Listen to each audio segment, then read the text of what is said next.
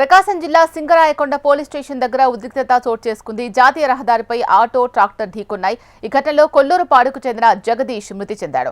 విషయం తెలుసుకున్న మృతుని బంధువులు సింగరాయకొండ పిఎస్ కు భారీగా చేరుకుని ఆందోళనకు దిగారు. ట్రాక్టర్ డ్రైవర్ను అరెస్ట్ చేయాలంటూ నిరసన వ్యక్తం చేశారు. ఈ క్రమంలో ఆందోళనకారులపై పోలీసులు దురుసుగా ప్రవర్తించారు. ఒక వ్యక్తి ఈడ్చుకుంటూ వెళ్లారు. దీంతో పోలీసులు ఆందోళనకారుల మధ్య వాగ్వాదం, తోపులాట చోటు చేసుకున్నాయి.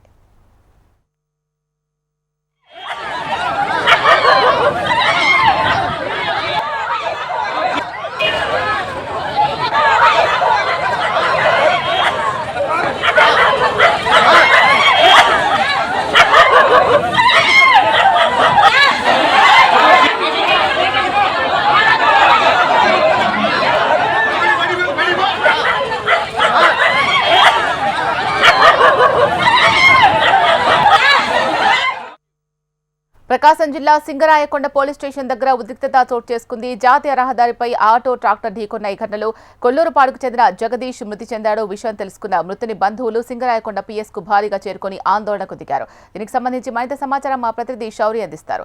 శౌరి, చెప్పండి, ఆ కుటుంబ సభ్యులు ఏం డిమాండ్ చేస్తున్నారు? అక్కడ జరుగుతున్న సిచ్యువేషన్ ఏంటి? ఈ యాక్సిడెంట్ నిన్న జరిగింది. సింగరాయకొండ చోటు చేసుకుంది. ఆటో వస్తున్న ట్రాక్టర్ ఢీకొనటంతో జగదీష్ అక్కడే చనిపోయాడు. జగదీష్ కు సుమారు ఒక 20 సంవత్సరాల మామిడికాయ లోడుతోటి సింగరాయకొండకు వచ్చి మళ్ళీ తిరిగి వెళ్లే సమయంలో ఈ ట్రాక్ లో